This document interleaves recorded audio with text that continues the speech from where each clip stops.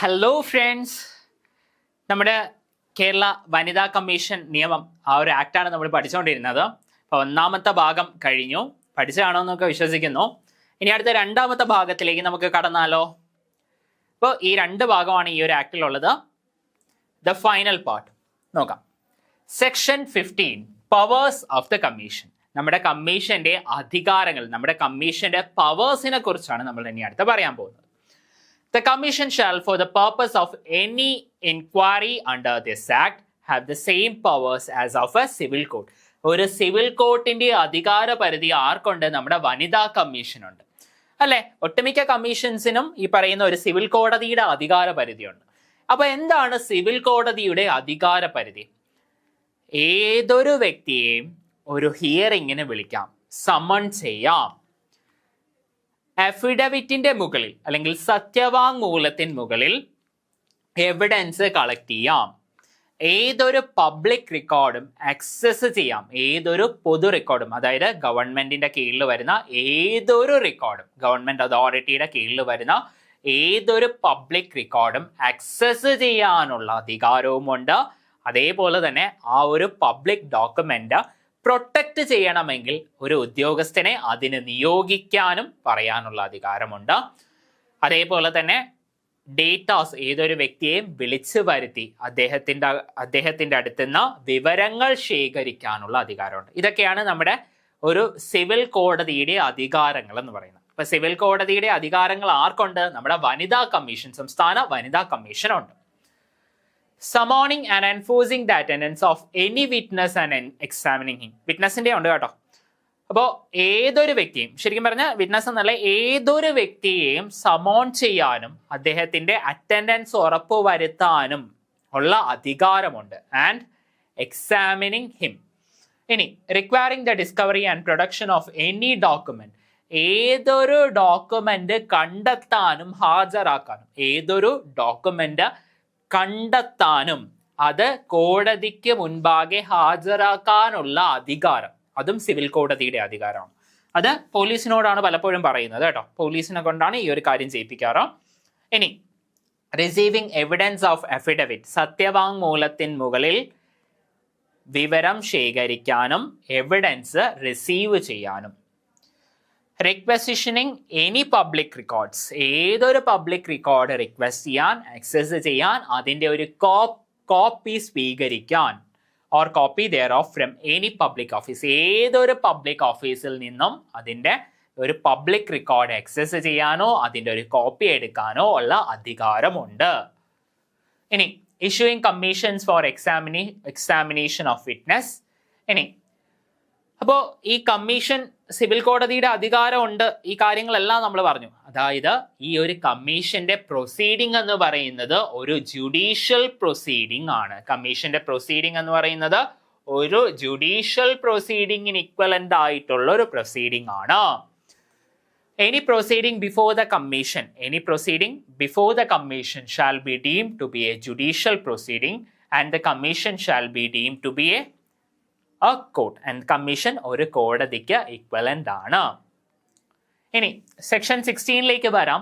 Functions of the commission. കുറേയേറെ functions ഉണ്ട് കേട്ടോ കമ്മീഷന്, ഒത്തിരിയേറെ ഫങ്ഷൻസ് ഉണ്ട്. അപ്പോൾ ഓരോ ഫങ്ഷൻസ് ആയിട്ട്, നമ്മുടെ കമ്മീഷന്റെ ഫങ്ഷൻസ് ആയിട്ട് നോക്കാം. സെക്ഷൻസ് ഒന്നും മറന്നു പോലെ അങ്ങോട്ടും ഇങ്ങോട്ടൊക്കെ. അപ്പോൾ നമ്മൾ പവേഴ്സ് പറ്റി പറഞ്ഞത് സെക്ഷൻ 15. Powers section 15. ആരുടെ പവേഴ്സ് ആണുള്ളത്? സിവിൽ കോടതിയുടെ അധികാരങ്ങളാണുള്ളത്. 16 വരുന്ന സമയത്ത് ഫങ്ഷൻസ്. പവറും ഫങ്ഷനും ഒന്നും അങ്ങോട്ടും ഇങ്ങോട്ടും മാറിപ്പോരുത്. 15 പവർ, 16 ഫങ്ഷൻ. ഇനി cause investigation to be made by the director or issues of importance concerning women and issues concerning unfair practice and to report thereon to the government on the corrective measures to be taken. അറിയാന്നുള്ള കാര്യം തന്നെയാണ് നിങ്ങൾക്കും. നമ്മുടെ ഒരു കേസോ ഒരു കംപ്ലൈന്റോ അല്ലെങ്കിൽ പൊതു താല്പര്യമുള്ള ഏതെങ്കിലും ഒരു വിഷയം വരുന്ന സാഹചര്യത്തിൽ ഡയറക്ടറിനോട് അന്വേഷണം നടത്താൻ നിർദ്ദേശിക്കുകയും ആ ഡയറക്ടറിന്റെ അന്വേഷണ റിപ്പോർട്ടിന്റെ ബേസിസിൽ തീരുമാനങ്ങൾ എടുക്കാനും ആ റിപ്പോർട്ടിന്റെ ബേസിസിൽ എന്തൊക്കെ കാര്യങ്ങളാണ് സർക്കാർ മാറ്റം വരുത്തേണ്ടത് അല്ലെങ്കിൽ എന്തൊക്കെ കാര്യങ്ങളാണ് സർക്കാർ ചെയ്യേണ്ടത് എന്തൊക്കെ റെമിഡിയൽ മെഷേഴ്സ് അല്ലെങ്കിൽ എന്തൊക്കെ കറക്റ്റീവ് മെഷേഴ്സ് സർക്കാർ എടുക്കണം എന്ന നിയമോപദേശം അല്ലെങ്കിൽ നിർദ്ദേശം സർക്കാരിന് സമർപ്പിക്കുക. അതേപോലെ തന്നെ ആനുവൽ റിപ്പോർട്ട് അതെല്ലാ കമ്മീഷനും സർക്കാരിന് മുൻപാകെ ആനുവൽ റിപ്പോർട്ട് സർക്കാരിന് മുൻപാകെ എന്നല്ല, സർക്കാരിന് ആനുവൽ റിപ്പോർട്ട് സമർപ്പിക്കണം. എല്ലാ കമ്മീഷൻസും സർക്കാരിന് സമർപ്പിക്കണം. സംസ്ഥാന കമ്മീഷൻ ആണെങ്കിൽ സംസ്ഥാന സർക്കാരിന് മുൻപാകെ സമർപ്പിക്കണം. കേന്ദ്ര കമ്മീഷൻ ആണെങ്കിൽ, ഒരു സെൻട്രൽ കമ്മീഷൻ ആണെങ്കിൽ സെൻട്രൽ ഗവൺമെന്റിന് മുൻപാകെ സമർപ്പിക്കണം. അപ്പൊ അങ്ങനെ സമർപ്പിക്കുന്ന ഒരു റിപ്പോർട്ട് ഗവൺമെന്റ് അവരുടെ ഹൗസിന്റെ ഫ്രണ്ടിൽ, ഇപ്പൊ നമ്മുടെ സംസ്ഥാന സർക്കാർ ആണെങ്കിൽ സംസ്ഥാന നിയമസഭയ്ക്ക് മുൻപാകെ സമർപ്പിക്കും. കേന്ദ്ര സർക്കാർ ആണെങ്കിൽ പാർലമെന്റിന്റെ ഇരു സഭകൾക്ക് മുൻപാകെയും സമർപ്പിക്കും. അപ്പൊ അങ്ങനെയാണ് ആനുവൽ റിപ്പോർട്ട്. എല്ലാ കമ്മീഷൻസിലും അത് ഈ ഒരു പ്രൊസീജിയർ കോമൺ ആയിട്ടുള്ളതാണ്. അപ്പൊ കമ്മീഷന്റെ ഫംഗ്ഷനിൽ ഒന്നാണ് ആനുവൽ റിപ്പോർട്ട് തയ്യാറാക്കിയാൽ മാത്രം പോരാ, സർക്കാരിന് സമർപ്പിക്കുക. പിന്നെ അത് നിയമസഭയ്ക്ക് മുൻപാകെ സമർപ്പിക്കേണ്ടത് അത് കമ്മീഷന്റെ ജോലിയല്ല, സർക്കാരിന്റെ ജോലിയാണ്. പിന്നെ അതേപോലെ തന്നെ ഈ ഒരു നിയമത്തിൽ ഏതെങ്കിലും പോരായ്മ, ലക്കുനി മീൻസ് പോരായ്മ, ഷോർട്ട് കമ്മിങ്ങിന്റെ ഒക്കെ വേറൊരു മീനിങ് തന്നെയാണ്. പോരായ്മകളോ അപര്യാപ്തതകളോ കുറവുകളോ ഏകദേശം സിമിലർ ആയിട്ടുള്ള വാക്കുകളാണ്. നമ്മുടെ ആക്ടിൽ ഇങ്ങനെയാണ് പറയുന്നത്. ആ ഒരു വേർഡും കൂടെ പരിചയപ്പെടുത്താനും കൂടെ വേണ്ടി, ലക്നി മീൻസ് പോരായ്മകൾ, ഷോർട്ട് കമ്മിങ്സ് എന്നൊക്കെ തന്നെയാണ്. പോരായ്മകളോ അപര്യാപ്തതകളോ കുറവുകളോ ഉണ്ട് എങ്കിൽ, അതായത് നമ്മുടെ ഇന്ത്യൻ ഭരണഘടന സ്ത്രീകൾക്ക് നൽകുന്ന തുല്യാവകാശം, റൈറ്റ് ടു ഇക്വാലിറ്റി, അതേപോലെ തന്നെ ഫെയർ ട്രീറ്റ്മെന്റ്, തുല്യനീതി പോലെയുള്ള കാര്യങ്ങളെ അല്ലെങ്കിൽ ആ കാര്യങ്ങൾക്ക് കോട്ടം തട്ടുന്ന ഏതെങ്കിലുമൊക്കെ കാര്യങ്ങൾ നമ്മുടെ നിയമത്തിൽ അല്ലെങ്കിൽ നിലവിലുള്ള ഏതെങ്കിലുമൊക്കെ നിയമങ്ങളിൽ ഉണ്ട് എങ്കിൽ ആ നിയമങ്ങളിൽ എന്തൊക്കെ ലെജിസ്ലേറ്റീവ് റിമഡീസ് ആണ് കൊണ്ടുവരേണ്ടത് എന്നുള്ള നിർദ്ദേശം സർക്കാരിന് മുൻപാകെ സമർപ്പിക്കാം. Lacunae, inadequacies or shortcomings in the laws in force which affect the constitutional right പറയുന്ന കാര്യം തന്നെയാണ്. അപ്പൊ ഇതിന്റെ ലെജിസ്ലേറ്റീവ് മെഷേഴ്സ് ആണ് ശുപാർശ ചെയ്യാം. അതേപോലെ തന്നെ ഇപ്പൊ നിലവിലുള്ള ഏതെങ്കിലുമൊക്കെ നിയമത്തിലുള്ള പോരായ്മയാണ് ഇപ്പൊ പറഞ്ഞത്. അതേപോലെ തന്നെ നിലവിലുള്ള നിയമങ്ങളിൽ ഇംപ്ലിമെന്റേഷന്റെ കുറവ് അല്ലെങ്കിൽ എൻഫോഴ്സ്മെന്റിന്റെ കുറവ് കാരണം എന്തെങ്കിലുമൊക്കെ പോരായ്മകൾ ഉണ്ട് എങ്കിൽ ഇന്ന കാര്യങ്ങൾ എൻഫോഴ്സ് ചെയ്യണം. നിയമത്തിൽ മാറ്റം വരുത്തണം എന്നല്ല, നേരത്തെ പറഞ്ഞത് നിയമത്തിൽ മാറ്റം വരണം. ഇപ്പൊ പറയുന്നത് ഇന്ന മാറ്റങ്ങൾ അല്ലെങ്കിൽ ഇന്ന കാര്യങ്ങളെ എൻഫോഴ്സ് ചെയ്യണം എന്ന എക്സിക്യൂട്ടീവിനോടും അതേപോലെ തന്നെ legislative മെഷേഴ്സും നിർദ്ദേശിക്കാം. The monitoring or the working of laws in force concerning women with a view to identifying the areas where the enforcement of laws is not adequately effective or has not been streamlined and recommending executive അതേപോലെ തന്നെ legislative measures. അതായത് നിയമപരമായിട്ടുള്ള measures നമ്മുടെ നിയമസഭയിലും അതേപോലെ തന്നെ പാർലമെന്റിലൊക്കെ മാറ്റേണ്ട അല്ലെങ്കിൽ അവരെ ചർച്ച ചെയ്ത് മാറ്റം വരുത്തേണ്ട കാര്യങ്ങളാണ് ലെജിസ്ലേറ്റീവ് മെഷേഴ്സ്. എക്സിക്യൂട്ടീവ് കാര്യങ്ങൾ എന്ന് പറയുമ്പോൾ റൂൾസ്, ഇപ്പം നമ്മുടെ ഡെലിഗേറ്റഡ് ലെജിസ്ലേഷൻ പോലുള്ള കാര്യങ്ങളില്ലേ റൂൾസ്, അപ്പൊ പലതിലും റൂൾസിന്റെ ഒരു പോരായ്മ കൊണ്ടായിരിക്കാം ചിലപ്പോൾ ഈ ഒരു എൻഫോഴ്സ്മെന്റിൽ ഒരു കുറവ് വരുന്നത്. അപ്പൊ ആ കാര്യങ്ങളൊക്കെ എക്സിക്യൂട്ടീവ് മെഷേഴ്സ് വഴി മാറ്റിയെടുക്കുക. ഇനി നമ്മുടെ പൊതുമേഖലാ സ്ഥാപനങ്ങൾ അല്ലെങ്കിൽ സർക്കാരിന്റെ കീഴിൽ വരുന്ന സർവീസ് കമ്മീഷൻസിലേക്കൊക്കെ ഏതെങ്കിലുമൊക്കെ തരത്തിൽ സ്ത്രീകൾക്ക് ദോഷം വരുത്തുന്ന രീതിയിൽ റിക്രൂട്ട്മെന്റോ പ്രൊമോഷൻസോ ഒക്കെ വരുവാണെങ്കിൽ ആ കാര്യങ്ങളെല്ലാം നിർത്തലാക്കാൻ വേണ്ടി അല്ലെങ്കിൽ ആ കാര്യങ്ങൾക്ക് എന്തൊക്കെ മാറ്റങ്ങളാണ് വരുത്തേണ്ടത് എന്ന് സർക്കാരിനോട് ശുപാർശ ചെയ്യാനുള്ള അധികാരവും നമ്മുടെ കമ്മീഷനുണ്ട്. ഒന്ന് വായിക്കാവേ നമുക്കത്. Monitoring the recruitments made to the state public service and state public undertakings and promotions within the said service and scrutinizing the rules and regulations governing such recruitments and promotions with a view to reporting to the government action if any required to guarantee. ഇപ്പോൾ നമുക്ക് ഇപ്പോഴും അറിയാം നമ്മുടെ ഇപ്പോൾ സ്ത്രീകളുടെ കാര്യം നമുക്ക് അതൊരു വലിയൊരു കാരണം ഒട്ടുമിക്ക നമ്മുടെ പബ്ലിക് സർവീസിലാണെങ്കിൽ സ്ത്രീകളെ അങ്ങനെ നമ്മുടെ ഇന്ത്യയിലും കേരളത്തിലും ഒന്നും അങ്ങനെ മാറ്റി നിർത്തുന്നില്ല. പക്ഷെ ഇപ്പൊ അടുത്തൊരു കമ്മ്യൂണിറ്റി, ട്രാൻസ്ജെൻഡർ കമ്മ്യൂണിറ്റി. ഇപ്പൊ ട്രാൻസ്ജെൻഡർ കമ്മ്യൂണിറ്റിയുടെ കാര്യം ഇന്നിപ്പം ചോദ്യചിഹ്നത്തിൽ പോലുള്ള ഒരു കാര്യമാണ്. ഇപ്പൊ പല സ്ഥാപനങ്ങൾ, ഫോർ എക്സാമ്പിൾ നമ്മുടെ ഫോഴ്സ്, കേരള പോലീസ് പോലെയൊക്കെയുള്ള ഫോഴ്സുകളിലാണെങ്കിൽ ട്രാൻസ്ജെൻഡർ കമ്മ്യൂണിറ്റികളിലേക്കൊക്കെ ഉള്ള പലപ്പോഴും അത് ആ ഒരു പ്രോസസ്സൊക്കെ ആയി വരുന്നതേ ഉള്ളൂ. അപ്പോൾ ഇത് കുറേ നാളിന് മുന്നേ ഉള്ള കാര്യങ്ങളാണ്. പക്ഷെ ഇപ്പൊ ഈ പറയുന്ന പ്രശ്നങ്ങൾ നമ്മുടെ സർക്കാർ സർവീസിൽ ഈ ഒരു പ്രശ്നങ്ങൾ വരുന്നില്ല. പക്ഷെ എന്നാലും ഇപ്പോഴും പ്രൈവറ്റ് സർവീസിലൊക്കെ ഇപ്പോൾ ഉണ്ട്. മൾട്ടിനാഷണൽ കമ്പനീസ്, IT ഫേംസിൽ വരുന്നില്ല, കമ്പാരറ്റീവ്ലി കുറവാണ്.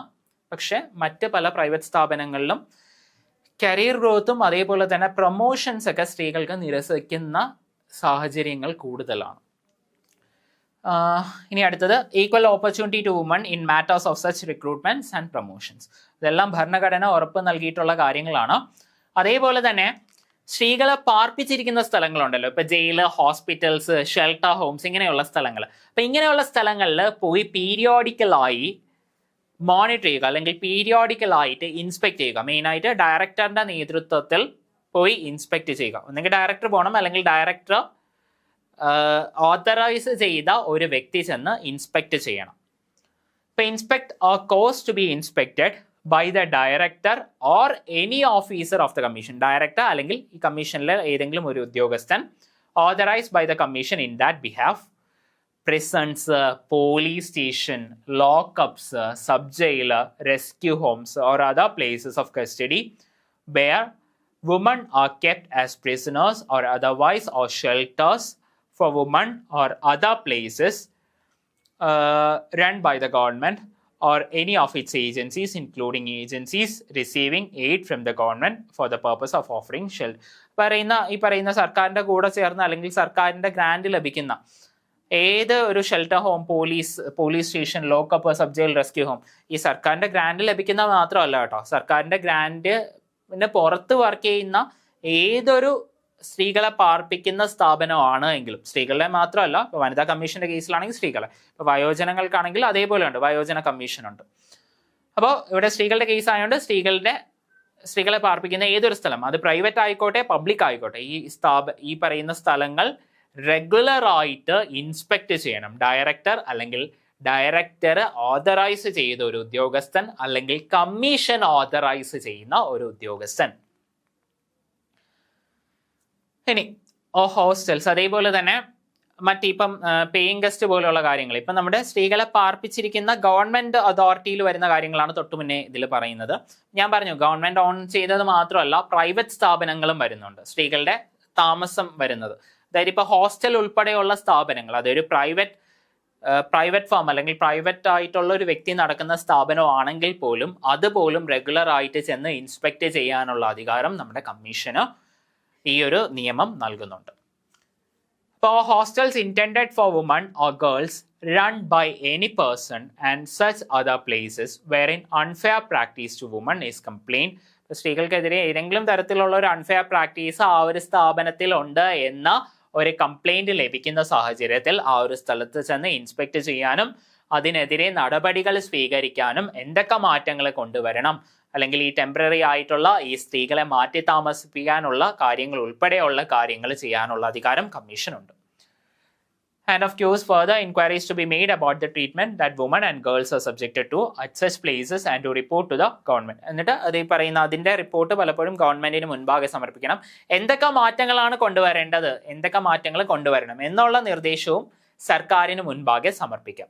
പൊതുവെ ഈ റിപ്പോർട്ടിൽ ഈ പറയുന്ന റെമഡിയൽ മെഷേഴ്സ് ഉൾപ്പെടെ ഏതൊരു കാര്യത്തിനെ പറ്റിയുള്ള ഒരു റിപ്പോർട്ടാണ് എങ്കിലും അതിൽ ആ ഒരു ഇൻസിഡന്റ് എങ്ങനെയാണ് സംഭവിച്ചത്, ആ ഒരു ഇൻസിഡന്റ് എന്താണ്, അപ്പം അതിൻ്റെ ക്രോണോളജി പോലെയുള്ള കാര്യങ്ങൾ, അപ്പോൾ അത് പ്രിവെന്റ് ചെയ്യാൻ അല്ലെങ്കിൽ അതിനെതിരെ അല്ലെങ്കിൽ അതിൻ്റെ ഭാഗമായിട്ട് എന്തൊക്കെ നടപടികളാണ് സ്വീകരിച്ചത്, അപ്പോൾ ഇനിയൊരു പ്രശ്നം വരാതിരിക്കാൻ വേണ്ടി എന്തൊക്കെ കാര്യങ്ങളാണ് ചെയ്യേണ്ടത്. ഇപ്പം ഈ കാര്യങ്ങളെല്ലാം ഏതൊരു റിപ്പോർട്ടിലും കോമൺ ആയിട്ട് വരുന്നത് തന്നെയാണ്. ഇപ്പം in cases where the commission is of the view that any public servant has been ഗ്രോസ്ലി negligent, അതായത് സ്ത്രീകൾക്ക് ലഭിക്കേണ്ട ഒരു അവകാശം അത് കൃത്യമായി ചെയ്യേണ്ട ഒരു വ്യക്തി, അല്ലെങ്കിൽ സ്ത്രീകൾക്ക് വേണ്ടിയുള്ള ഏതെങ്കിലും ഒരു ഫംഗ്ഷൻ ചെയ്യേണ്ട ഒരു വ്യക്തി, ആ ഒരു വ്യക്തി തൻ്റെ കർത്തവ്യം ചെയ്യുന്നില്ല എന്ന് വരുന്ന സാഹചര്യത്തിൽ ആ ഒരു വ്യക്തിക്കെതിരെ നിയമ നടപടി സ്വീകരിക്കാൻ ആ ഒരു വ്യക്തിയുടെ കൺസേൺഡ് അതോറിറ്റിക്ക് നിർദ്ദേശം നൽകാം. In cases where the commission is of the view that any public servant has been grossly negligent or grossly indifferent in regard to the discharge of duties in relation to protection of interest of women.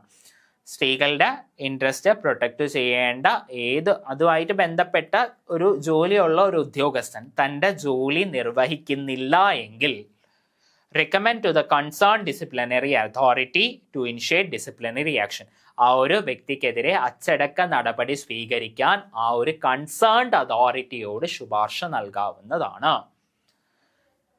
ഇനി recommend to government the welfare measures to be adopted. Welfare measures എന്തൊക്കെ ക്ഷേമ നടപടികളാണ് സ്വീകരിക്കേണ്ടത് സ്ത്രീകളുടെ ഉന്നമനത്തിന് വേണ്ടി.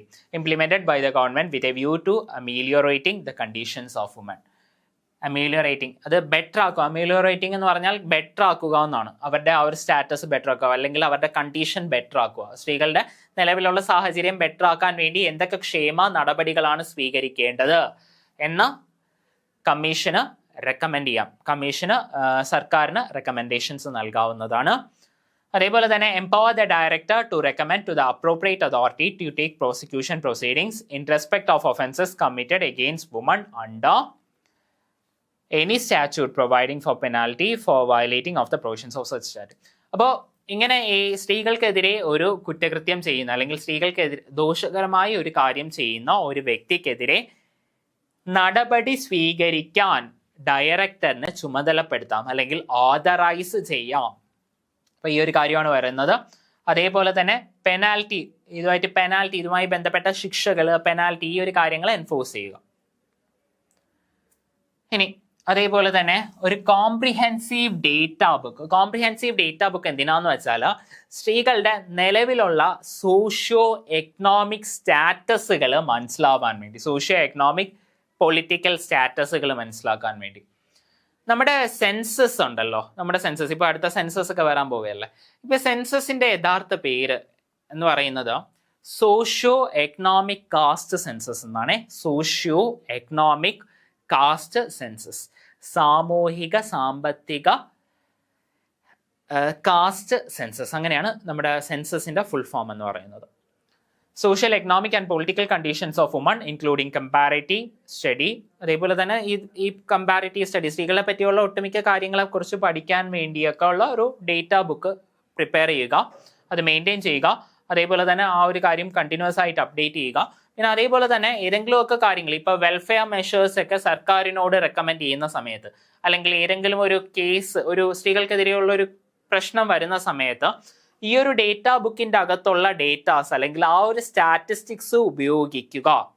അതാണ് അത് ഉപയോഗിക്കുക. അതാണ് ഈ actions for vindication of the rights of women, സ്ത്രീകളുടെ റൈറ്റ്സ് പ്രൊട്ടക്ട് ചെയ്യാൻ വേണ്ടി ആ ഒരു ഭാഗം പറയുന്ന സമയത്ത് ഈ ഡേറ്റാ ബുക്കിലുള്ള കാര്യങ്ങളെല്ലാം യൂസ് ചെയ്യുക. അത്രയേ ഉള്ളൂ. Call for special studies or investigation, സ്ത്രീകളെ പറ്റിയുള്ള അല്ലെങ്കിൽ സ്ത്രീകളുടെ അവകാശങ്ങളെ പ്രൊട്ടക്ട് ചെയ്യാൻ വേണ്ടി അല്ലെങ്കിൽ സ്ത്രീകളുടെ ഡെവലപ്മെന്റിന് വേണ്ടിയുള്ള special studies and investigations into specific problems or situations arising out of discrimination and atrocities against women and identify the constraints. അപ്പോൾ അതിൻ്റെ ഈ പറയുന്ന പ്രശ്നങ്ങൾ എന്തൊക്കെയാണെന്ന് പഠിക്കുക, അതിനെ പ്രതിവിധി വരാൻ അല്ലെങ്കിൽ അത് മാറ്റിയെടുക്കാൻ വേണ്ടിയുള്ള സ്ട്രാറ്റജീസ് തയ്യാറാക്കുക. അതേപോലെ തന്നെ സോഷ്യോ എക്കണോമിക് ഡെവലപ്മെൻറ്റിന് വേണ്ടിയുള്ള പ്ലാനിങ് പ്രോസസ്സിന് പാർട്ടിസിപ്പേറ്റ് ചെയ്യുക, സർക്കാരിനെ അഡ്വൈസ് ചെയ്യുക. ഫണ്ട് ലിറ്റിഗേഷൻ, ഇത് ഇമ്പോർട്ടൻ്റ് ആയിട്ടുള്ള ഒരു പോയിന്റാണ്. ഫണ്ട് ലിറ്റിഗേഷൻ ഇപ്പം കുറേ സ്ത്രീകളുമായി ബന്ധപ്പെടുന്ന ഒരു കാര്യം, ഇപ്പോൾ പൊതു താല്പര്യ ഹർജിയൊക്കെ ഉണ്ടല്ലോ. അപ്പം ഇങ്ങനെയുള്ള ഹർജികളൊക്കെ ഫയൽ ചെയ്യാൻ വേണ്ടിയുള്ള ഫണ്ടിങ് പ്രൊവൈഡ് ചെയ്യുക. ഈ നമ്മുടെ ദേശീയ വനിതാ കമ്മീഷൻ പഠിച്ച സമയത്തും ഈ ഒരു ഫംഗ്ഷനെ നമ്മൾ പറഞ്ഞിട്ടുണ്ടായിരുന്നു. ഇപ്പം നമ്മുടെ പല ഇമ്പോർട്ടൻ്റ് ആയിട്ടുള്ളൊരു പല കേസുകളൊക്കെ ഉണ്ടല്ലോ, നമ്മുടെ ബൻവാരി ദേവിയുടെ, നമ്മുടെ വിശാഖ ഗൈഡ് ലൈൻസ് പോലെയൊക്കെയുള്ള കേസുകൾ. അപ്പോൾ നമ്മൾ നാഷണൽ വുമൻസ് കമ്മീഷൻ പറഞ്ഞ സമയത്ത് പറഞ്ഞായിരുന്നു, നാഷണൽ വുമൻസ് കമ്മീഷൻ ഒരു സൈഡിൽ നിന്ന് കക്ഷിയാക്കപ്പെട്ട ധാരാളം കേസുകളെ പറ്റി നമ്മൾ പറഞ്ഞായിരുന്നു. അത് വീണ്ടും പല ലാൻഡ്മാർക്ക് ജഡ്ജ്മെന്റുകൾ തന്നെ ആയിട്ടുണ്ട്. അപ്പം അതേപോലെ ഹർജികൾ, പൊതു താല്പര്യ ഹർജി, സ്ത്രീകളുമായി ബന്ധപ്പെടുന്ന പൊതു താല്പര്യ ഹർജികളൊക്കെ വരുന്ന സമയത്ത് അത് ഫണ്ട് ചെയ്യുക എന്ന് മാത്രമല്ല, അപ്പൊ അങ്ങനെയുള്ള കാര്യങ്ങൾ വരുന്ന സമയത്ത് സ്ത്രീകൾക്ക് വേണ്ട എയ്ഡ്, ലീഗൽ എയ്ഡ് ഒക്കെ പ്രൊവൈഡ് ചെയ്യുക. സ്ത്രീകൾക്ക് മാത്രമല്ല, ഒരു സ്ത്രീക്കാണെങ്കിൽ പോലും വേണ്ട ലീഗൽ എയ്ഡ് പ്രൊവൈഡ് ചെയ്യാറുണ്ട്. പലപ്പോഴും കക്ഷി പോലും ചേരാറുണ്ട്. പല കേസുകളിലും ഒരു ഭാഗത്ത് കക്ഷിയൊക്കെ ചേരാറുണ്ട് സ്ത്രീകൾക്ക് വേണ്ടി. നമ്മുടെ വനിതാ commission. Make periodical report to the government on any matter pertaining to women and in particular various difficulties under which women turmoil. മനസ്സിലായ കാര്യമാണല്ലോ. ഇനി അതേപോലെ തന്നെ promotional and educational research so as to suggest ways of ensuring due representation of women in all spheres and identity factors responsible for such impeding advancement. അപ്പോൾ ഈ പറയുന്ന എല്ലാ ഫീൽഡുകളിലും സ്ത്രീകളുടെ ഉന്നമനത്തിന് വേണ്ടി അല്ലെങ്കിൽ സ്ത്രീകളുടെ ഈക്വൽ പാർട്ടിസിപ്പേഷന് വേണ്ടിയുള്ള പ്രൊമോഷണൽ ആൻഡ് എഡ്യൂക്കേഷണൽ റിസർച്ച് നടത്തുക.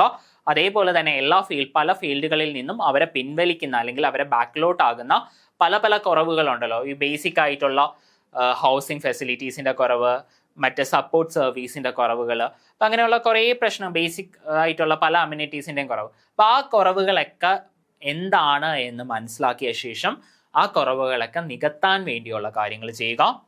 അതാണ് കോമൺ ആയിട്ടുള്ള കാര്യങ്ങൾ അവിടെ പറയുന്നത്. Any other matter which may be refer to it by the government. ഇതിന് പുറമെ സർക്കാർ പറയുന്ന ഏതൊരു കാര്യം. ഇനി the government shall lay the recommendations of the commission before. ഇത് വളരെ ഇമ്പോർട്ടൻ്റ് ആണ്. അപ്പൊ ഇങ്ങനെ കുറേ നിർദ്ദേശങ്ങൾ, അപ്പൊ ഈ കാര്യങ്ങൾക്ക് എല്ലാം ഉള്ള നിർദ്ദേശങ്ങൾ സർക്കാരിന് മുൻപാകെ കമ്മീഷന് സമർപ്പിക്കാം. ഇപ്പൊ നമ്മുടെ ഫംഗ്ഷൻസിൽ കുറേയേറെ കാര്യങ്ങൾ നമ്മൾ പറഞ്ഞു. ഇപ്പൊ ഈ ഫംഗ്ഷൻസിൽ മെയിൻ ആയിട്ട് നമ്മൾ പറഞ്ഞ കുറേ കാര്യങ്ങൾ എന്ന് പറയുന്നത് സർക്കാരിന് മുൻപാകെ നിർദ്ദേശം സമർപ്പിക്കുക എന്നാണ്. ഇന്ന കാര്യത്തിന് അല്ലെങ്കിൽ ഇന്ന കാര്യത്തിന്റെ പ്രതിവിധിക്കായി സർക്കാരിന് നിർദ്ദേശം സമർപ്പിക്കുക. അപ്പൊ ഇങ്ങനെയുള്ള നിർദ്ദേശങ്ങൾ, ഇങ്ങനെയുള്ള റെക്കമെൻഡേഷൻസിന്റെ മുകളിൽ സർക്കാർ എന്ത് നടപടിയാണ് സ്വീകരിച്ചത് എന്ന് ലെജിസ്ലേറ്റീവ് അസംബ്ലിയെ അറിയിക്കണം, എന്ന് നിയമസഭയ്ക്ക് മുൻപാകെ അറിയിക്കണം. അപ്പോൾ government shall lay the recommendations of the commission before the legislative committee during the next session. അതേപോലെ തന്നെ ഈ റെക്കമെൻഡേഷൻസ് മാത്രമല്ല, ഈ റെക്കമെൻഡേഷൻസിന്റെ മുകളിൽ സർക്കാർ എന്തൊക്കെ നിയമ നടപടിയാണ് സ്വീകരിച്ചത് എന്ന് ഉൾപ്പെടെ ഉണ്ടായിരിക്കണം ആ ഒരു കാര്യത്തിൽ. And cause action to be taken thereon by the authority concerned within 2 months from the date of its recommendation. അപ്പൊ ഇങ്ങനെ ഒരു നിർദ്ദേശം ലഭിച്ചു കഴിഞ്ഞ് 2 മാസത്തിനുള്ളിൽ തന്നെ എന്തൊക്കെ നടപടികളാണ് സ്വീകരിച്ചത് എന്നുള്ള റിപ്പോർട്ട് സംസ്ഥാന നിയമസഭയ്ക്ക് മുൻപാകെ സംസ്ഥാന സർക്കാർ സമർപ്പിക്കേണ്ടതാണ്. 2 മാസമൊക്കെ ഓർത്ത് വെച്ചോളുക. 2 മാസമോ 1 മാസം അല്ലെങ്കിൽ 30 ദിവസം 14 ദിവസം എന്നുള്ള 2 മാസം 60 ദിവസം പറയുന്നുണ്ട്. ഇനി സെക്ഷൻ 17ലേക്ക് വരുന്ന സമയത്ത് അൺഫെയർ പ്രാക്ടീസസിന്റെ എൻക്വയറിയാണ്. എൻക്വയറി നടത്താനുള്ള ഉദ്യോഗസ്ഥനെ പറ്റി നമ്മൾ പറഞ്ഞായിരുന്നു. ഡയറക്ടറാണ് എൻക്വയറി നടത്തുന്നത്, അങ്ങനെയുള്ള കാര്യങ്ങളൊക്കെ നമ്മൾ പറഞ്ഞായിരുന്നു. അപ്പൊ സ്ത്രീകൾക്കെതിരെ അല്ലെങ്കിൽ സ്ത്രീകളെ ദോഷകരമായി ബാധിക്കുന്ന ഒരു കാര്യം നടന്നു എന്നുള്ള ഒരു കംപ്ലൈന്റ് ലഭിക്കുന്ന ഒരു സാഹചര്യത്തിൽ on receiving a written complaint from any woman alleging that she has been subjected to any unfair practice or on similar complaint from any registered women's organization, അല്ല എങ്കിൽ സ്വമേധയായി കമ്മീഷന് സ്വമേധയായി അറിയാവുന്ന സാഹചര്യത്തിൽ, അതായത് എപ്പോഴൊക്കെയാണ് ഇങ്ങനെ ഒരു കംപ്ലൈന്റ് ലഭിക്കുന്നത്, ഒന്നെങ്കിൽ ഒരു പോലീസ് കംപ്ലൈന്റ് പോലുള്ള കാര്യങ്ങൾ കമ്മീഷന് മുൻപാകെ എത്തണം, അല്ലെങ്കിൽ കമ്മീഷന് മുൻപാകെ ഡയറക്റ്റ് ആയിട്ട് ഈ അഗ്രീവ്ഡ് ലേഡിക്ക് ചെന്ന് കംപ്ലൈന്റ് സമർപ്പിക്കാം, അല്ലെങ്കിൽ അഗ്രീവ്ഡ് ലേഡിയുടെ ബിഹാഫിൽ ഒരാൾക്ക് ചെന്ന് കംപ്ലൈന്റ് സമർപ്പിക്കാം, അല്ലെങ്കിൽ കമ്മീഷന് സ്വമേധയായി കേസെടുക്കാം. കമ്മീഷന്റെ അറിവ് കാരണം നമ്മുടെ ന്യൂസിന്റെയൊക്കെ ബേസിസിൽ കമ്മീഷൻ സ്വമേധയായി കേസെടുക്കാറില്ലേ, അതേപോലെ തന്നെ സംസ്ഥാന സർക്കാരിന്റെ റിക്വസ്റ്റിന്റെ ബേസിസിൽ. അപ്പൊ ഇങ്ങനെ ഒരു കംപ്ലൈന്റ് കമ്മീഷന് മുൻപാകെ വരുന്ന സാഹചര്യത്തിൽ ആ ഒരു കാര്യം ഡയറക്ടറിനെ അറിയിക്കും. ഡയറക്ടർ ഒരു പ്രാഥമിക അന്വേഷണം നടത്തുന്നതാണ്.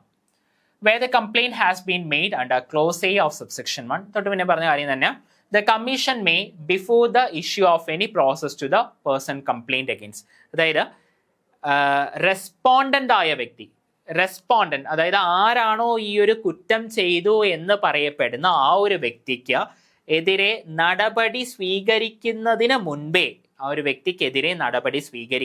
മുൻപേ ഒരു പ്രാഥമിക അന്വേഷണം ഡയറക്ടറിന്റെ നേതൃത്വത്തിൽ അല്ലെങ്കിൽ ഡയറക്ടർ ഓതറൈസ് ചെയ്ത ഒരു വ്യക്തിയുടെ നേതൃത്വത്തിൽ അന്വേഷണം നടത്തണം. For the purpose of satisfying itself that complaint requires to be enquired. കാരണം ഈ ഒരു കംപ്ലൈന്റിൽ ഉള്ള കംപ്ലൈന്റ് ആണോ അതോ ഫോൾസ് കംപ്ലൈന്റ് ആണോ എന്ന് മനസ്സിലാക്കാൻ വേണ്ടിയാണ് ആ ഒരു കാര്യം. where the person against whom the complaint has been made and appears and shows cause or fails to appear. ഇപ്പം നമുക്ക് ഇങ്ങനെ വരുന്ന സാഹചര്യത്തിൽ ആ ഒരു വ്യക്തി റെസ്പോണ്ടന്റിനെ ഹിയറിങ്ങിന് വിളിക്കാവുന്നതാണ് കമ്മീഷന്. അപ്പം അങ്ങനെ ഹിയറിങ്ങിന് വരാത്ത ഒരു വ്യക്തിയാണ് എങ്കിൽ ആ ഒരു വ്യക്തി വന്നു എന്നുള്ള രീതിയിൽ തന്നെയാണ് ആ ഒരു വ്യക്തിക്കെതിരെ നടപടി സ്വീകരിക്കേണ്ടത്. ഇപ്പം ഹിയറിങ്ങിന് ആ ഒരു വ്യക്തി ഹാജരായില്ല, ഹിയറിങ്ങിന് വിളിച്ചു എന്നിട്ട് റെസ്പോണ്ടന്റ് ഹാജരായില്ല, അപ്പം അങ്ങനെയാണ് എങ്കിൽ ആ ഒരു വ്യക്തി വന്നു എന്നുള്ള ഉദ്ദേശത്തോടെ തന്നെ അദ്ദേഹത്തിനെതിരെ നിയമ നടപടി സ്വീകരിക്കണം. അപ്പം അത് നമുക്കൊന്ന് വായിക്കാവേ മൊത്തമായിട്ട്. where the person against whom the complaint has been made, against whom the അതായത് റെസ്പോണ്ടന്റ് തെറ്റുകാരനാണ് എന്ന് പറയപ്പെടുന്ന വ്യക്തി appears and shows cause or fails to appear on the day appointed for that purpose, the commission may proceed to inquire into the matter in the complaint and take a decision thereon, and if the commission finds that there is unfair practice, ശരിക്കും അങ്ങനെ ഒരു unfair practice നടന്നു എന്ന് കമ്മീഷന് ബോധ്യപ്പെട്ടിട്ടുണ്ട് എങ്കിൽ it shall recommend to the government to take action to be taken thereon and initiate prosecution. ആ ഒരു വ്യക്തിക്കെതിരെ പ്രോസിക്യൂഷൻ നടപടികൾ സ്റ്റാർട്ട് ചെയ്യാനുള്ള നിർദ്ദേശം സർക്കാരിന് നൽകാവുന്നതാണ്. Government shall within 2 months from the date of receipt of the recommendation of the commission take a decision thereon and initiate the same to the commission. അപ്പം അങ്ങനെ ഒരു റെക്കമെൻഡേഷൻ സംസ്ഥാന സർക്കാരിന് ലഭിക്കുകയാണെങ്കിൽ ആ 2 മാസത്തിനുള്ളിൽ സംസ്ഥാന സർക്കാർ അതിന് മുകളിൽ നടപടി സ്വീകരിക്കേണ്ടതാണ്. ഇനി സെക്ഷൻ 18 വരുന്ന സമയത്ത് ഇനിഷ്യേഷൻ ഓഫ് പ്രോസിക്യൂഷൻ. അപ്പോൾ ഈ പ്രാഥമിക അന്വേഷണ ശേഷം ഈ ഒരു കുറ്റം നിലനിൽക്കുന്നു എന്ന് മനസ്സിലാവുന്ന സാഹചര്യത്തിൽ പ്രോസിക്യൂഷൻ നടപടി സ്റ്റാർട്ട് ചെയ്യണം. After investigation into any complaint, the commission is satisfied that a person has committed any criminal offense. അതായത് പ്രാഥമിക അന്വേഷണത്തിന് ശേഷം കമ്മീഷന് ബോധ്യപ്പെട്ടു ഈ ഒരു വ്യക്തി തെറ്റുകാരനാണ് അല്ലെങ്കിൽ ഈ ഒരു വ്യക്തി തെറ്റ് ചെയ്തിട്ടുണ്ട് എങ്കിൽ and that he should be prosecuted in a court of law for such offense. അപ്പം അങ്ങനെയാണെങ്കിൽ ആ ഒരു തെറ്റിന്റെ മുകളിൽ അല്ലെങ്കിൽ ആ ഒരു തെറ്റ് ചെയ്തത് കാരണം ആ ഒരു വ്യക്തിക്കെതിരെ കോടതിയിൽ നിയമ നടപടി സ്റ്റാർട്ട് ചെയ്യണം, പ്രോസിക്യൂഷൻ നടപടി സ്റ്റാർട്ട് ചെയ്യണം.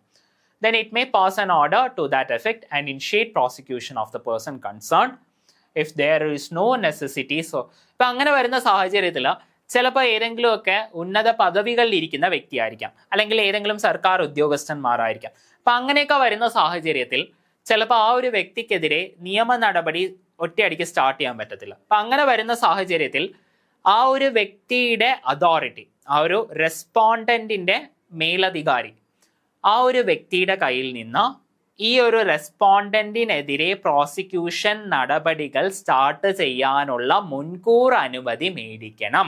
ഞാൻ ഒന്നുകൂടെ പറയാം. അപ്പോൾ ഈ ഒരു വ്യക്തി തെറ്റുകാരനാണ് എന്ന് പ്രാഥമിക അന്വേഷണം, റെസ്പോണ്ടന്റ് തെറ്റുകാരനാണ് എന്ന് പ്രാഥമിക അന്വേഷണത്തിൽ കണ്ടെത്തുവാണ് എങ്കിൽ ആ ഒരു വ്യക്തിക്കെതിരെ പ്രോസിക്യൂഷൻ നടപടി സ്റ്റാർട്ട് ചെയ്യണം. ഇപ്പൊ ചില ആൾക്കാർക്കെതിരെ, ചില പെർട്ടിക്കുലർ പോസ്റ്റിൽ ഇരിക്കുന്ന ആൾക്കാർക്കെതിരെ പ്രോസിക്യൂഷൻ നടപടി നമുക്ക് പെട്ടെന്ന് കയറി സ്റ്റാർട്ട് ചെയ്യാൻ പറ്റത്തില്ല. അപ്പൊ അങ്ങനെ വരുന്ന സാഹചര്യത്തിൽ ആ ഒരു വ്യക്തിയുടെ കൺസേൺഡ് അതോറിറ്റിയുടെ കയ്യിൽ നിന്ന് റെസ്പോണ്ടന്റിനെതിരെയുള്ള പ്രോസിക്യൂഷൻ നടപടികൾ സ്റ്റാർട്ട് ചെയ്യാനുള്ള അനുമതി നേടണം. ക്ലിയർ ആയല്ലോ? അനുമതി നേടണം. അപ്പൊ അങ്ങനെ അഥവാ ഇനി അനുമതി കിട്ടിയില്ല, അനുമതി കിട്ടുവാണെങ്കിൽ പ്രോസിക്യൂഷൻ നടപടി സ്റ്റാർട്ട് ചെയ്യും. ഇനി 30 ദിവസത്തിനുള്ളിലും അനുമതി കിട്ടിയില്ല, കൺസേൺഡ് അതോറിറ്റിയുടെ കയ്യിൽ നിന്ന് ആ ഒരു വ്യക്തിക്കെതിരെ പ്രോസിക്യൂഷൻ നടപടി സ്റ്റാർട്ട് ചെയ്യാനുള്ള അനുമതി കിട്ടിയില്ല എങ്കിൽ, 30 ദിവസമായിട്ടും കിട്ടിയില്ല എങ്കിൽ 30 ദിവസത്തിനകത്ത് ഗ്രാൻഡ് ചെയ്യണം കേട്ടോ കൺസേൺഡ് അതോറിറ്റി. പക്ഷേ കൺസേൺഡ് അതോറിറ്റി 30 ദിവസത്തിനകത്തും അത് ഗ്രാൻഡ് ചെയ്യുന്നില്ല. അപ്പം അങ്ങനെ വരുന്ന സാഹചര്യത്തിൽ ഈ ഒരു പ്രയോർ പെർമിഷൻ അല്ലെങ്കിൽ പ്രയോർ സാങ്ഷൻ ലഭിച്ചു എന്നുള്ള രീതിയിൽ പ്രോസിക്യൂഷൻ നടപടികൾ കമ്മീഷന് സ്റ്റാർട്ട് ചെയ്യാം.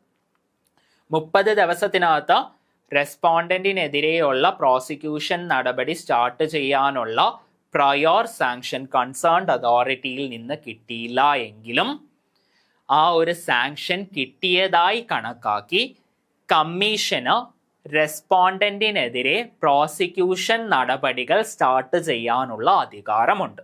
ഇത്രയേ ഉള്ളൂ. Such sanction shall be granted by that authority within 30 days. Within 30 days of the request by the commission. And if that sanction is not granted, അങ്ങനെ ഒരു sanction grant ചെയ്തില്ല എങ്കിൽ within the set period, such sanction shall be deemed to have been granted by that authority. ഇനി അടുത്ത section 19 വരുന്ന സമയത്ത് annual report to be laid before the legislative assembly. നമ്മുടെ നിയമസഭയ്ക്ക് മുൻപാകെ ആനുവൽ റിപ്പോർട്ട് സമർപ്പിക്കണം. ആര് സമർപ്പിക്കണം? നമ്മുടെ കമ്മീഷൻ ഡയറക്റ്റ് ആയിട്ട് നിയമസഭയ്ക്ക് മുൻപാകെ സമർപ്പിക്കണം? അല്ല. നമ്മുടെ ആനുവൽ റിപ്പോർട്ടിനെ പറ്റി പല ആക്ടുകളിലും നമ്മൾ പഠിച്ചിട്ടുണ്ട്, പല കമ്മീഷന്റെ ആക്ടുകളിലും പഠിച്ചിട്ടുണ്ട്. ആനുവൽ റിപ്പോർട്ട് സംസ്ഥാന സർക്കാരിന് മുൻപാകെ സമർപ്പിക്കണം. സംസ്ഥാന സർക്കാർ ലെജിസ്ലേറ്റീവ്, ഇവിടെ നമ്മുടെ ലെജിസ്ലേറ്റീവ് അസംബ്ലി സംസ്ഥാന നിയമമല്ലേ, അപ്പൊ അതുകൊണ്ട് തന്നെ ലെജിസ്ലേറ്റീവ് അസംബ്ലിക്ക് മുൻപാകെ സമർപ്പിക്കണം. ഓക്കെ, ആ കാര്യങ്ങളേ ഉള്ളൂ. ആനുവൽ റിപ്പോർട്ട് ഗവൺമെന്റിന് സമർപ്പിക്കണം, കമ്മീഷൻ ഗവൺമെന്റിന് സമർപ്പിക്കണം, ഗവൺമെന്റ് അത് ലെജിസ്ലേറ്റീവ് കമ്മിറ്റിക്ക് മുൻപാകെ സമർപ്പിക്കണം. ഈ റെക്കമെൻഡേഷൻസ് ഒക്കെ ഉണ്ടെങ്കിൽ ആ റെക്കമെൻഡേഷൻസ് എന്തൊക്കെയാണ്, ആ റെക്കമെൻഡേഷൻസിന്റെ മുകളിൽ സംസ്ഥാന സർക്കാർ എന്തൊക്കെ നടപടികൾ സ്വീകരിച്ചു എന്നൊക്കെ ആ റിപ്പോർട്ടിൽ ഉണ്ടായിരിക്കണം കേട്ടോ. ഇനി സെക്ഷൻ 20 വരുന്ന സമയത്ത് കമ്മീഷന്റെ സിറ്റിംഗ്സിനെ കുറിച്ചാണ് പറയുന്നത്, അല്ലെങ്കിൽ കമ്മീഷന്റെ ഹിയറിംഗ്സ് അഥവാ സിറ്റിംഗ്സിനെ കുറിച്ചാണ് പറയുന്നത്. അപ്പോൾ എവിടെയാണ് ഈ ഒരു കമ്മീഷന്റെ ആസ്ഥാനം? ഏത് കമ്മീഷൻ? നമ്മുടെ വനിതാ കമ്മീഷൻ, നമ്മുടെ കേരളത്തിലുള്ള വനിതാ കമ്മീഷന്റെ ആസ്ഥാനം. ഒത്തിരി പ്രാവശ്യം പരീക്ഷയ്ക്ക് ചോദിച്ചിട്ടുണ്ട്, സ്റ്റാൻഡേർഡ് ഡയറക്റ്റ് ആയിട്ട് ഈ ക്വസ്റ്റ്യൻ ചോദിച്ചിട്ടുണ്ട്. സ്റ്റേറ്റ്മെന്റ് ടൈപ്പ് ക്വസ്റ്റ്യൻ്റെ അകത്ത് ഒരു സ്റ്റേറ്റ്മെന്റ് ആയിട്ടും ഈ ഒരു സ്റ്റേറ്റ്മെന്റ് വന്നിട്ടുണ്ട്. നമ്മുടെ തിരുവനന്തപുരം പട്ടത്താണ് സ്ഥിതി ചെയ്യുന്നത്. അപ്പൊ നമ്മുടെ ഈ പറയുന്ന തിരുവനന്തപുരത്ത് വെച്ചിട്ട് തന്നെയാണ് കമ്മീഷന്റെ സിറ്റിംഗ്സ് നടത്തുന്നത്. വേറെ ബെഞ്ചോ കാര്യങ്ങളോ ഒന്നുമില്ല. കമ്മീഷന്റെ സിറ്റിംഗ്സ് നടത്തുന്നത് നമ്മുടെ തിരുവനന്തപുരത്താണ്. ഇനി കേരളത്തിലെ വേറെ എവിടെയെങ്കിലും വെച്ച് ഈ ഒരു സിറ്റിംഗ് നടത്തണമെന്ന് ചെയർമാന് താല്പര്യമുണ്ടെങ്കിൽ, എന്തെങ്കിലുമൊക്കെ പെട്ടെന്നുള്ള എമർജൻസിയോ കാര്യങ്ങളോ കാരണം ഏതെങ്കിലും ഒരു പെർട്ടിക്കുലർ സ്ഥലത്ത് ഈ ഒരു സിറ്റിംഗ് നടത്തണമെന്ന് ചെയർമാന് അഭിപ്രായമുണ്ടെങ്കിൽ അദ്ദേഹത്തിന്റെ അപ്രൂവലോടെ ഏതൊരു സ്ഥലത്ത് വേണമെങ്കിലും ഈ ഒരു സിറ്റിംഗ് നടത്താവുന്നതാണ്. നമുക്ക് നോക്കാവേ. The commission shall hold sittings ordinarily at Thiruvananthapuram. കാരണം ഇവിടെ മാത്രമേ അതിന്റെ ഹെഡ് ക്വാർട്ടേഴ്സ്, അവിടെ മാത്രമേ ഒരു ബെഞ്ച് ഉള്ളൂ, വേറെ സെപ്പറേറ്റ് ബെഞ്ച് ഇല്ല. അപ്പൊ വേറെ ബെഞ്ചൊക്കെ വരുവാണെങ്കിൽ ആ സ്ഥലത്തും സിറ്റിംഗ് നടത്താവുന്നതാണ്. To inquire into any unfair practice, but it may hold sittings at any other place in the state. The chairperson may, with the approval of the commission, chairperson കമ്മീഷന്റെ അപ്രൂവലോടെ ഈ പറയുന്ന assign any function of the chairperson or of the commission to any other member. പറയുന്ന ചെയർപേഴ്സന്റെ function അല്ലെങ്കിൽ ഏതെങ്കിലും ഒരു മെമ്പറിന്റെ ഫംഗ്ഷനും ഒക്കെ വേറൊരു മെമ്പറിനൊക്കെ കൊടുക്കാവുന്നതാണ്. അതേപോലെ തന്നെ ഈ ഒരു കാര്യം നമ്മൾ നേരത്തെ പറഞ്ഞു, സ്റ്റേറ്റിന്റെ എവിടെ വെച്ച് വേണമെങ്കിലും സിറ്റിംഗ് നടത്താവുന്നതാണ്. സെക്ഷൻ 21 വരുന്ന സമയത്ത് authentication of orders etcetera of the commission. ഇത് ഇമ്പോർട്ടൻ്റ് ആയിട്ടുള്ള ഒരു കാര്യമാണ്. അപ്പൊ ഇതില് ഓതന്റിക്കേഷൻ മീൻസ് പ്രമാണീകരിക്കുക എന്നൊക്കെ നമുക്ക് മലയാളത്തിൽ പറയാം. കമ്മീഷന്റെ ഏതൊരു ഡിസിഷനും ഡോക്യുമെന്റേഷൻ ചെയ്യുന്ന പ്രോസസ്സ് ഉണ്ടല്ലോ, അത് നോർമൽ കേസുകളിൽ കമ്മീഷൻസിന്റെ ഡോക്യുമെന്റേഷൻ ഓതന്റിക്കേഷൻ വരുന്നത് മെമ്പർ സെക്രട്ടറിയുടെ പേരിലാണ്. പക്ഷേ നമ്മുടെ കേരള സംസ്ഥാന വനിതാ കമ്മീഷനിലൊരു വ്യത്യാസമുണ്ട്, അല്ലെങ്കിൽ അതിന്റെ നിയമത്തിലൊരു വ്യത്യാസമുണ്ട്. കമ്മീഷന്റെ എല്ലാ ഓതന്റിക്കേഷൻസും നടക്കുന്നത് ഡയറക്ടറിന്റെ പേരിലാണ്. നോർമലി പല ബുക്കുകളും നിങ്ങൾ പല റാങ്ക് ഫയലുകളും ഒക്കെ എടുത്ത് നോക്കുകയാണെങ്കിലും ഈ ഒരു ആക്ടിൽ തന്നെ, ഈ കേരള വിമൻസ് കമ്മീഷൻ ആക്ടിൽ തന്നെ ഓതന്റിക്കേഷൻ ഡയറക്ടർ എന്നല്ല, പകരം മെമ്പർ സെക്രട്ടറി, അത് കോമൺ ആണ്. ഈ പറയുന്ന ആക്ടിലും മെമ്പർ സെക്രട്ടറി എന്നാണ് കാണുന്നത്. പക്ഷെ അതങ്ങനെയല്ല, ഒറിജിനൽ ആക്ടിൽ ഡയറക്ടർ എന്നാണ് കിടക്കുന്നത്. അതാണ് കറക്റ്റ് ആയിട്ടുള്ള ഉത്തരം. പല ബുക്കുകളിലും ഇത് മെമ്പർ സെക്രട്ടറി എന്നാണ് കിടക്കുന്നത്, ബാക്കി എല്ലാത്തിലും മെമ്പർ സെക്രട്ടറി ആയതുകൊണ്ട് ഇത് മെമ്പർ സെക്രട്ടറി എന്നാണ് കിടക്കുന്നത്. അപ്പോൾ ആ ഒരു കാര്യം ഓർത്ത് വെച്ചോളുക. നല്ലൊരു എക്സാമിനർ ആണെങ്കിൽ തെറ്റിക്കാൻ വേണ്ടി ഈ ഒരു കാര്യം തന്നെ ചോദിക്കാം. All orders and decisions of and all other proceedings or instruments, if any, issued by the commission. കമ്മീഷന്റെ എല്ലാ തീരുമാനങ്ങളും shall be authenticated by the signature of director or of such other officer as may be authorized by the commission in his behalf.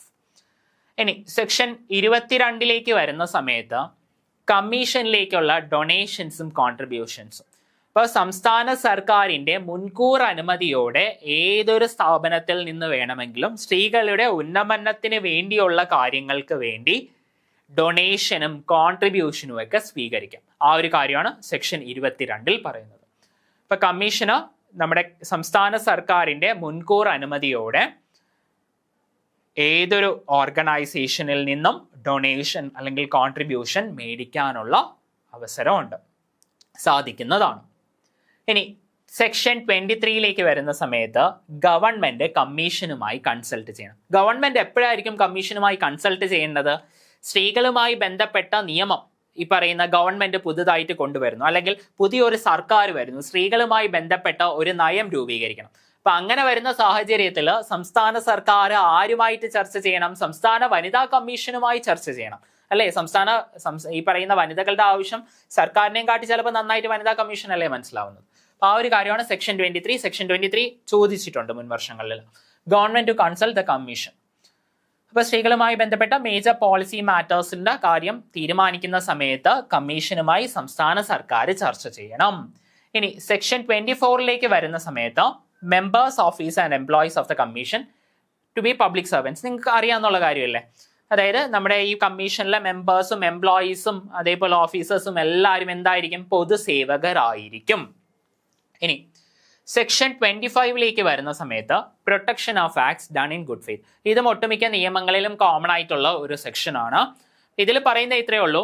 അപ്പൊ ഈ ഒരു കമ്മീഷന്റെ അകത്തുള്ള ഏതൊരു ഉദ്യോഗസ്ഥനും, chairperson ആയിക്കോട്ടെ, മെമ്പർ ആയിക്കോട്ടെ, ഡയറക്ടർ ആയിക്കോട്ടെ, മറ്റേതൊരു സ്റ്റാഫോ എംപ്ലോയിയോ ആയിക്കോട്ടെ, സതുദ്ദേശത്തോടെ ചെയ്ത ഒരു കാര്യത്തിനെതിരെ, ആ ഒരു വ്യക്തിക്കെതിരെ ഒരു തരത്തിലുള്ള ക്രിമിനലോ സിവിലോ നിയമ നടപടി കൈക്കൊള്ളാൻ സാധിക്കുകയില്ല.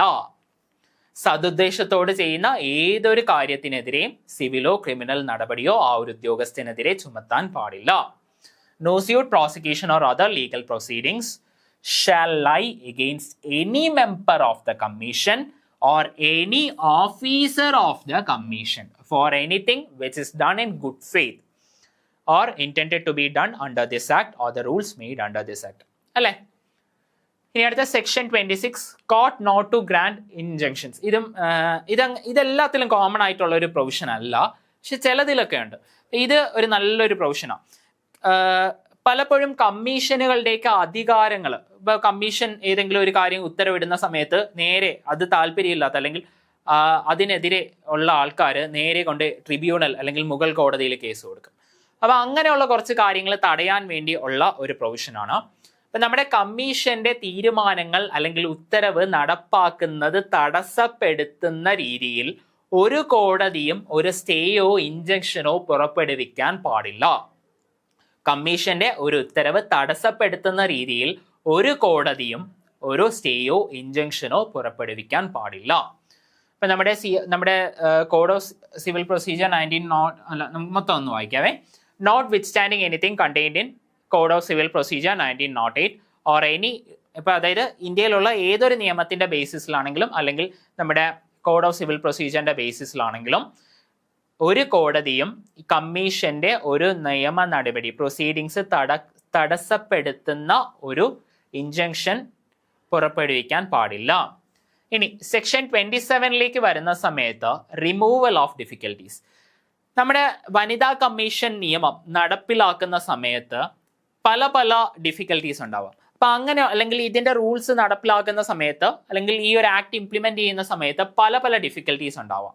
അപ്പൊ അങ്ങനെയുള്ള ഡിഫിക്കൽട്ടീസ് എല്ലാം മാറ്റാനുള്ള അധികാരം സംസ്ഥാന സർക്കാരിനുണ്ട്.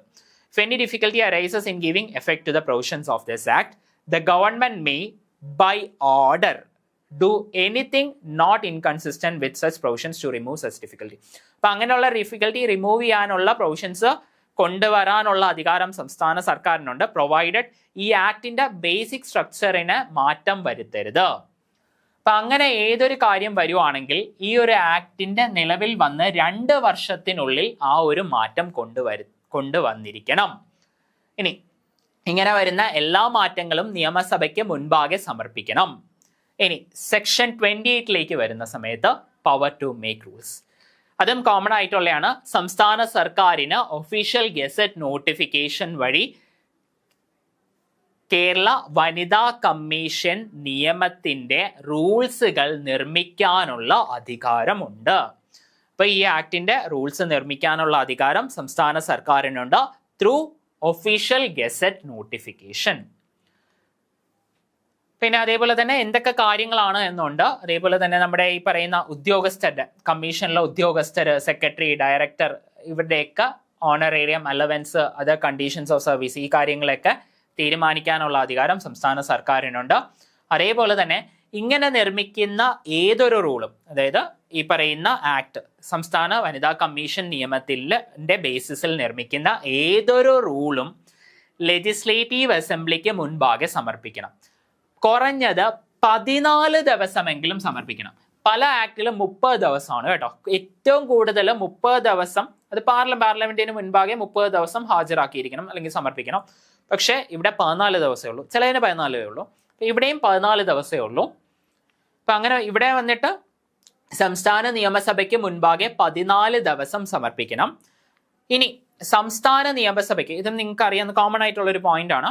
ഇനി സംസ്ഥാന നിയമസഭയ്ക്ക് ആ റൂളിന്റെ മുകളിൽ എന്തെങ്കിലും ഒരു ആക്ഷേപമുണ്ട്, അല്ലെങ്കിൽ ആ ഒരു റൂള് ഈ ആക്ടിന്റെ ബേസിക് പ്രൊവിഷൻസിനെ വയലേറ്റ് ചെയ്യുന്നതാണ് എന്നൊരു തോന്നലുണ്ട് എങ്കിൽ ആ ഒരു റൂള് പാർലമെന്റിന് നിയമസഭയ്ക്ക് ക്യാൻസൽ ചെയ്യാം. ഇനി നിയമസഭ പറയുന്നു ഈ ഒരു റൂളിൽ എന്തെങ്കിലും ഒരു മാറ്റം വരുത്തണം, അങ്ങനെ ഈ ഒരു റൂളിൽ എന്തെങ്കിലും ഒരു മാറ്റം വരുത്തണം എന്നുണ്ട് എങ്കിലും ആ ഒരു മാറ്റം എങ്ങനെയാണോ നിയമസഭ പരാമർശിക്കുന്നത് അല്ലെങ്കിൽ അവര് പറയുന്ന അല്ലെങ്കിൽ ശുപാർശ ചെയ്യുന്ന അതേ രീതിയിൽ ആ ഒരു റൂള് കൊണ്ടുവരേണ്ടതായിട്ടുണ്ട്.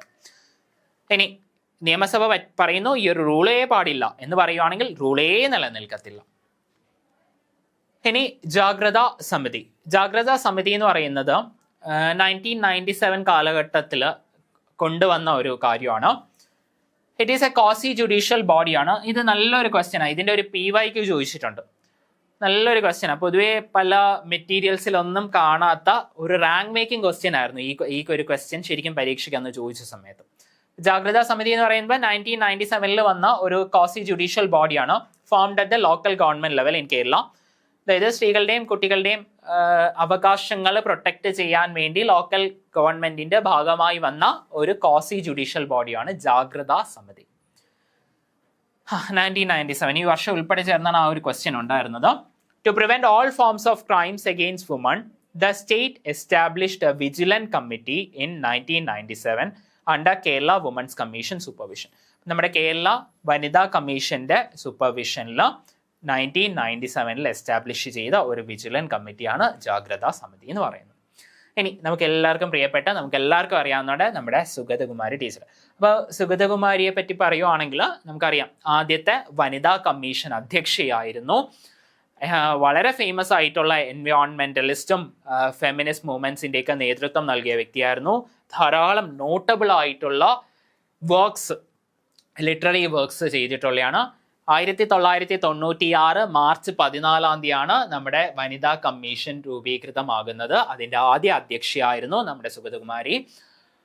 തിരുവനന്തപുരത്താണ് നമ്മുടെ ആസ്ഥാനം, വനിതാ കമ്മീഷന്റെ ആസ്ഥാനം. ചെയർപേഴ്സണെ കൂടാതെ 4 അംഗങ്ങൾ ചേർന്നതാണ്. നമ്മൾ കോമ്പോസിഷൻ്റെ അകത്ത് പഠിച്ചായിരുന്നു. നിലവിലുള്ള കോമ്പോസിഷനാണ് ചേർന്നതാണ് സംസ്ഥാന വനിതാ കമ്മീഷൻ. 5 വർഷമാണ് കാലാവധി.